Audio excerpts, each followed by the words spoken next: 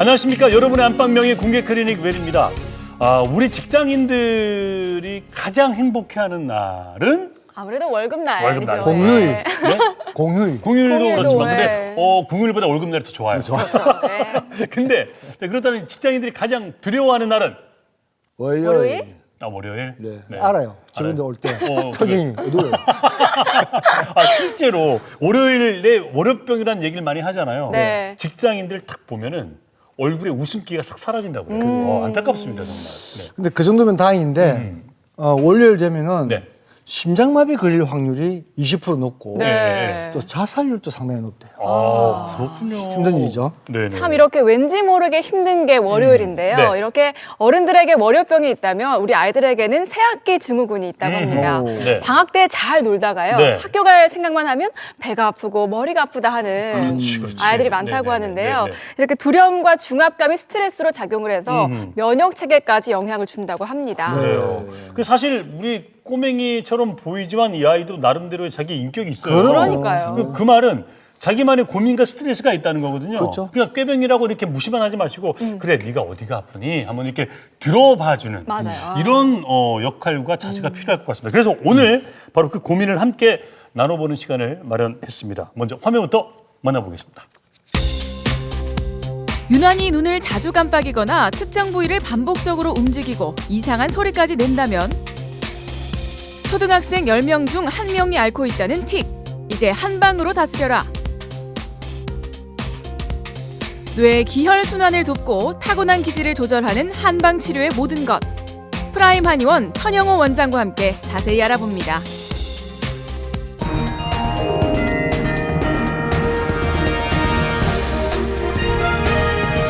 네, 프라임 한의원 천영호 원장님 나오셨습니다. 반갑습니다, 원장님. 안녕하십니까. 자, 이제 입학철이고 신학기고 아이들도 바쁘고 학부모도 바쁘고 덩달아 지금 원장님 바쁘시다고 하던데. 네, 그렇습니다. 그 환자들이, 그러니까 아이들이 많이 찾아옵니까? 어떤 아이들이 주로 옵니까? 아무래도 입학철이나 신학기는 요즘 문의가 많습니다. 아무래도 새로운 환경, 새로운 교사, 새로운 친구들을 만나서 긴장감이 높아져서 그런 것 같은데요. 네. 초등학교 입학 경우는 이제 분리 불안이라든지 학교 부적응적의 문제도 좀 있고요. 네. 그리고 틱장애, 발달장애, ADHD 등에 대한 문의도 많은데 네. 그런 증상들은 신학기 때 발생을 하는 것이 아니고 원래 그 이전부터 문제가 있었으나 신학기 때 그 증상이 조금 더 심해져서 심해진다. 내원을 네. 하는 됩니다. 네. 실제로 이 틱 어떤 증상을 호소하나요?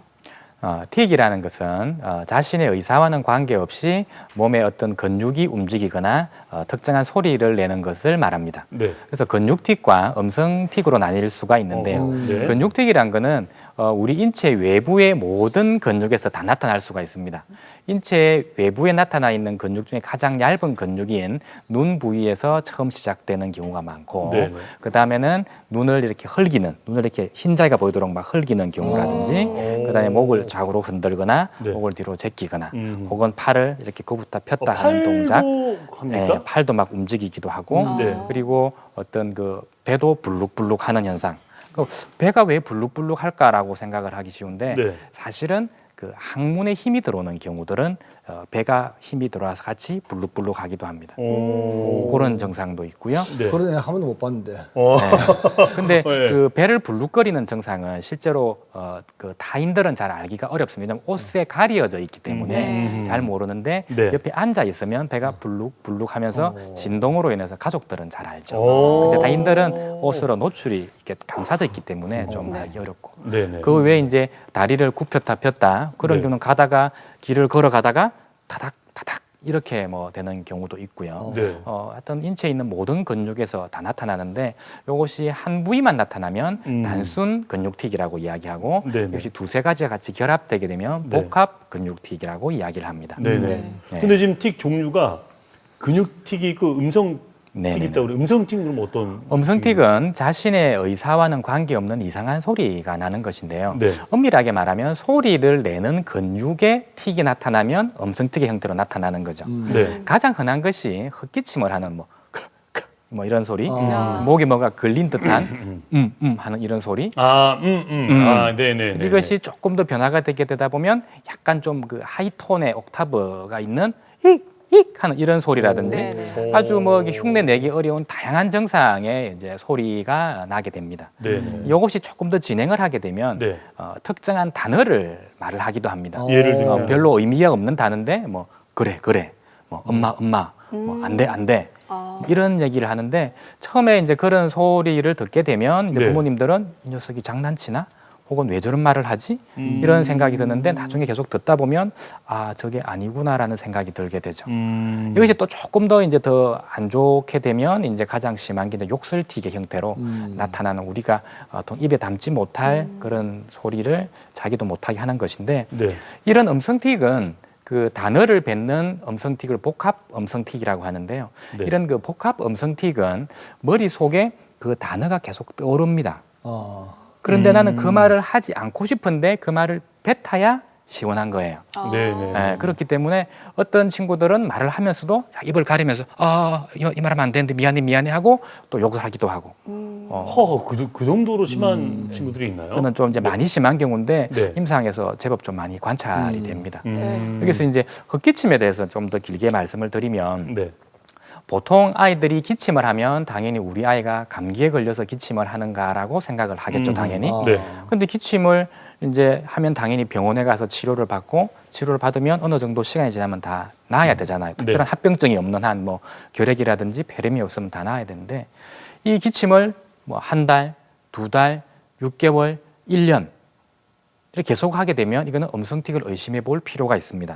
보통 감기나 기를 통해서 기침을 하는 경우는 콧물이 나거나 가래가 있는 그런 말로 어떤 그 증거가 있는 기침을 하게 되는데 네. 음성틱을 하는 친구들은 그런 것이 없이 네. 그냥 기침을 해요. 그러다가 어느 정도 시간이 지나면 이 기침 소리가 좀 더 이상한 소리로 뭐 힉 한다든지 혹은 뭐 츳 이렇게 한다든지 이상한 소리가 나게 되면 그런 경우는 음성틱이라고 의심을 해보아야 합니다. 그러네요. 그렇죠. 네. 그런데 이제 생각보다 이게 틱으로 고생하는 아이들이 많다고 그러던데 네. 실제 어느 정도 많은가요? 네, 일시적이든 만성적이든 틱의 전체 유병률은 약 12%입니다. 네. 즉 전체 아동의 12%는 잠시든 오래든 틱을 한번 한다는 거죠. 네. 2016년도 건강심사평가원의 발표에 따르면 2016년도에 17,000명이 틱 장애로 치료를 받았다고 하고 네. 그중 약 82%는 20세 미만의 청소년이었다고 합니다. 네. 그런데 실제로는 상당수의 아이들이 틱을 모르거나 틱으로 치료를 받고 있지 않는 현실을 감안한다면 실제 그 숫자는 제법 상당히 많다고 할 수 있겠습니다. 네. 아니 말씀 듣고 보니까 저는 네. 생각이 난 게요. 네. 어렸을 때 사실 저도 손톱 많이 물어뜯었거든요. 아니 근데 저는 이렇게 목을 이렇게 좀 시원하잖아요. 네. 그러니까 이게 저도 모르게 하고 있더라니까 이렇게. 뚜둑뚜둑. 뚜둑뚜둑 하고. 예. 이렇게 뭐 손톱을 물어뜯거나 발톱을 물어뜯는 발톱으로 어떻게 물어뜯어요 그거를? 이렇게 뭐 이 발톱을 어떻게 요리하듯이 물어? 그런 친구들도 있었거든요. 근데 이게 어떻게 보면 틱의 일종이라고 봐야 될까요? 손톱을 물어뜯는 거는 일단 틱은 아닙니다. 보통 손톱을 물어뜯는 거는 애교고요. 실제로 발톱을 물어뜯는 친구도 있습니다. 네. 물론 저희들이 이제 성인이라서 유연성이 떨어져서 발이 입에 닿지 않습니다만 초등학생 어린 저학년들은 유연성이 좋아서 발이 입에 닿아서 실제로 발톱을 입으로 뜯기도 하고 손으로 계속 뜯기도 합니다. 네. 일단 가장 흔히 보는 것이 손톱을 뜯는 그 행동인데요. 네네. 이게 예전에는 이것을 그 질환으로 분류를 했습니다. 음. 근데 모든 질환들이 다 그러하지만 너무 이 숫자가 많아지면 질환으로 따로 분류하지 않기도 합니다. 네. 그래서 손톱을 뜯는 행동은 너무 심각하지 않는 한 네. 심각하다는 거는 손톱에 약 너무 많이 뜯어서 3분의 1 정도가 뭐 날아갈 정도거나 날아가요. 맞아요. 네. 혹은 많이 심한 경우는 손톱뿐만 아니라 손톱 그 밑에 살을 이렇게 뜯어가지고 피가 막 나는 경우 이제 그런 경우는 따로 일종의 강박증으로 보고 치료를 해야 됩니다만 네. 그 정도가 아니면 일단 두고 보시면 나중에 저절로 대부분 다 좋아지기 때문에 크게 걱정하지 않으셔도 됩니다. 사실 틱이 음성 틱이 있고 근육 틱이 있고 막 이런데 아까 손톱하고 발톱 얘기도 하셨잖아요. 네. 아이들 왜 가장 중요한 부위 있잖아요. 성기. 음. 그걸만 만진다거나 또 그 이제 머리카락을 뽑는다거나 이런 것도 틱의 일종으로 볼 수 있습니까? 그 성기를 만지는 경우는 두 가지 경우로 나누어서 생각을 해봐야 됩니다. 네. 아이들이 자위를 하는 경우가 있을 수 있는데요. 네. 아이는 그 정상적인 성적 발달 단계상 어느 정도 나이가 되면 자신의 성기를 만져서 쾌감을 느끼는 시기가 있습니다. 네. 이제 그런 경우는 소중한 곳은 만지지 않는 게 좋아, 혹은 주의를 다른 곳으로 돌리는 정도의 어떤 그런 그 훈육만으로 네. 대부분 좋아집니다만, 틱 중에서도 성기를 만지는 틱이 있습니다. 어허. 그것은 틱이라는 것은 그냥 어떤 그 행동을 하고 싶어서 한다라기보다는 그 부위에 일종의 그 이상 감각이 옵니다. 네. 제가 아까 눈을 이렇게 깜빡거리게 눈을 흘긴다고 말씀드렸는데, 네. 눈을 깜빡거리는 그냥 깜빡이는 것이 아니라 눈에 뭔가 들어간 듯한 느낌, 네. 혹은 찝찝한 느낌이 들어서 그런 행동을 해야만 그 느낌이 해소가 되는 거예요. 근데 이제 안과에 가서 봐도 그런 이상은 전혀 없거든요. 네. 네. 마찬가지로 성기에 이상한 감각이 느껴지는 거예요. 그러면 자기도 모르게 안 하고 싶지만 네. 터치를 계속 하는 겁니다. 어. 그래서 이런 경우는 가정에서는 주로 많이 발견되고, 밖에서는 하고 싶지 않지만 참기 때문에 잘 나타나진 않는데, 네. 결론적으로 성기를 만지는 어떤 행동은 아이의 정상적인 자유 행동이거나 혹은 틱의 일종일 수도 있는데, 네. 어떻게 구분을 하느냐? 네. 성기를 만지는 정도의 틱이라면 대부분 복합 틱이기 때문에 네. 다른 틱 증상이 같이 있습니다. 아. 그러니까 다른 틱을 하면서 성기를 만진다면 틱일 가능성이 조금 높고요. 네. 다른 거는 전혀 없는데 성기를 만진다면 네. 자유일수가 있기 때문에 그렇게 훈육을 하면 되고. 네. 그다음에 머리카락을 뽑는 거 방금 말씀을 주셨는데, 주로 아이들이 틱이 보통 있으면 부모님들이 상당히 그 걱정이 많고 민감하셔서 네. 이것도 틱이에요? 저것도 틱이에요? 막 이렇게 물어보시는 경우가 있어요. 네. 단순히 아이 이렇게 머리를 조금 이렇게 꼬는 정도의 제스처라면 네. 자신의 어떤 순간적인 어색함이라든지 네. 불안감을 해소하기 위한 습관이라고 볼 수 있기 때문에 네. 그게 걱정하지 않으셔도 됩니다. 만약에 틱이다.